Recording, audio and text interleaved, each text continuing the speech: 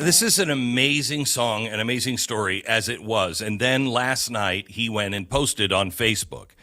He said, "It's been difficult as I browse through the 50,000 plus messages and emails I've received in just the last week.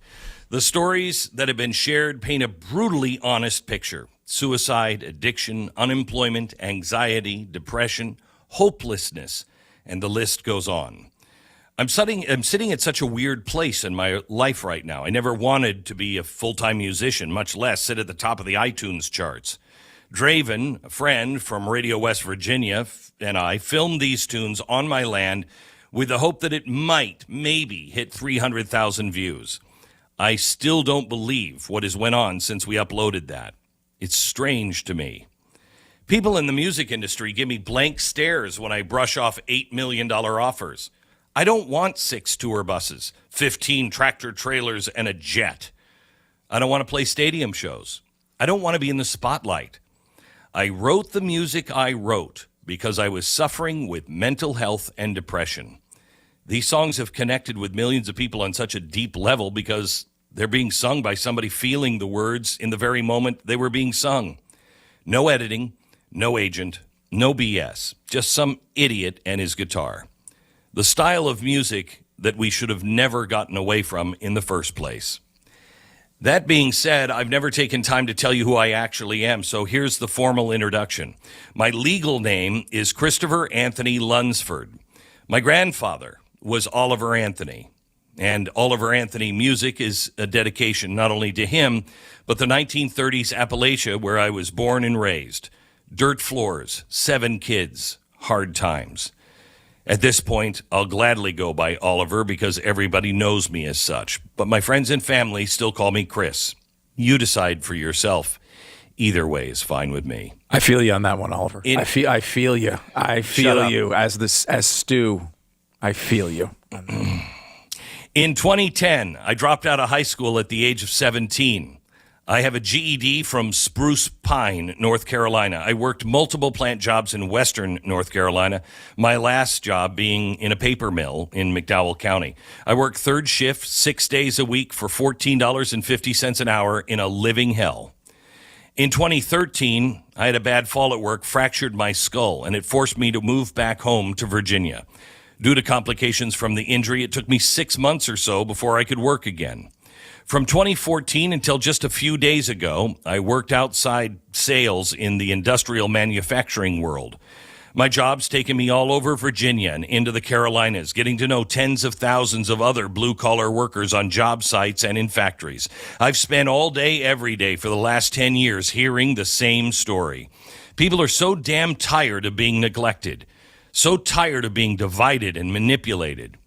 In 2019, I paid $97,500 for the property, and I still owe about $60,000 on it. I'm living in a 20-foot camper with a tarp on the roof that I got off Craigslist for $750. There's nothing really special about me. I'm not a good musician. I'm not really even a very good person.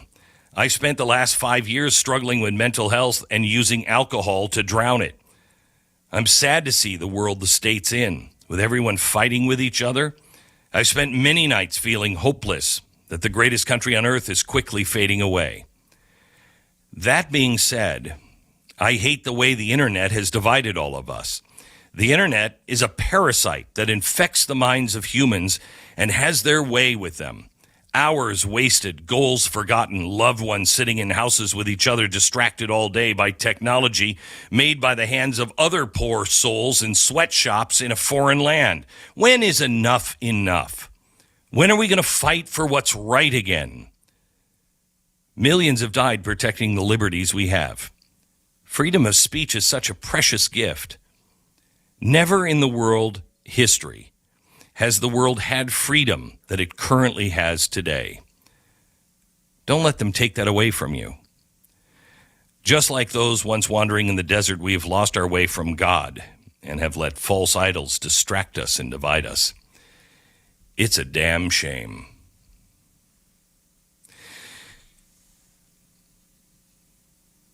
I want you to take his words at heart for a minute. that he only did this because he only wrote this song, not because he's a songwriter, but because that's in him.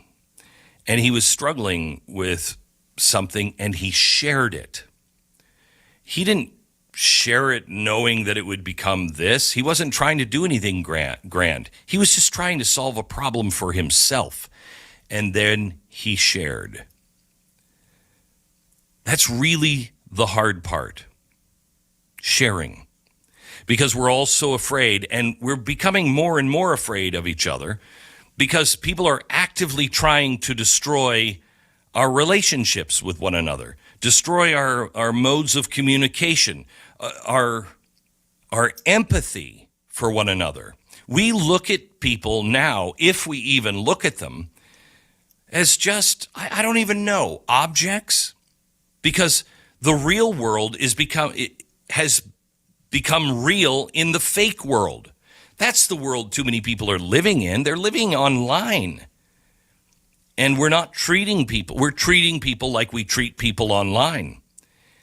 And everybody's feeling it. Everybody knows it.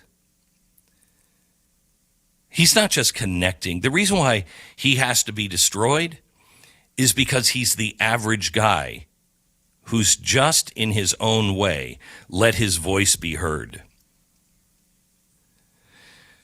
I'm on this incredible journey this summer. I don't know where this is going to take me or take us, but I'm trying to solve a problem for my children. And I shared it on the air a few weeks ago. And it was just me just sharing. I wasn't trying to do anything other than just share what I was going through. And I can't tell you how many people have reached out to me and said, "Oh my gosh, I'm having the same problem. I don't know what to do, but I'm with you."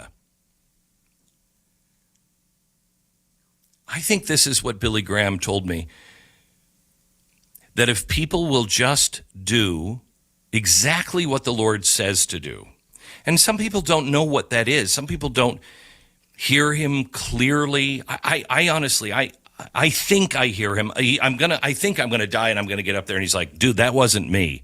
More medication next time around." But I feel like I'm guided in some ways. You know, everything I do wrong, it's me. Everything that I do that it's good is because of him. But Billy Graham told me, if everybody will just do their one thing, and they're going to think that it is no big deal. They're going to think, this is stupid. This isn't going to change anything. He said, it's as if the Lord is planning a surprise party for Satan. And the lights are going to come on, and we'll be just as surprised as he is. And the Lord will just go, surprise. And what we'll see in the light is that everyone doing just what they were supposed to do, nothing more, nothing less, has made this mosaic that we will all recognize only the God of Abraham, Isaac, and Jacob could put together. The things you do just to solve something for yourself, when you share them, I think shocking things come out of them. We all think that we don't have anything important to share or anything important. We hide. We hide our, in my case, alcoholism and self-doubt. We all think, there's nothing special about me. But there is. There really is. I mean, look at this. Here's this song that has just broken all of the, I've never seen the top 10, in the Beatles era, in Elvis's era, it wasn't uncommon for the top 10 to have 5 Beatles songs in it. I haven't seen that from a guy who's completely unknown. This is why evil is tearing us apart. This is why evil is trying to get us to not talk to each other. Evil cannot allow us to share what we really believe. Evil cannot allow us to see our common humanity, our common fears, our common problems, our common solutions, our joys, our wants.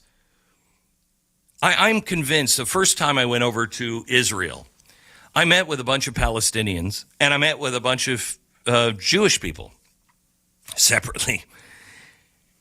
And what struck me was they're saying the same things. I don't know why they can't solve this problem. They're saying the same things. I just want my kids to grow up in peace. I just want to go to work and be safe and maybe have enough to be able just to live my life. I don't need a jet. I don't need a big house. I don't need any of that. I just want my children to do a little better than I am. And that doesn't mean necessarily that they do better financially. We've put everything into finances.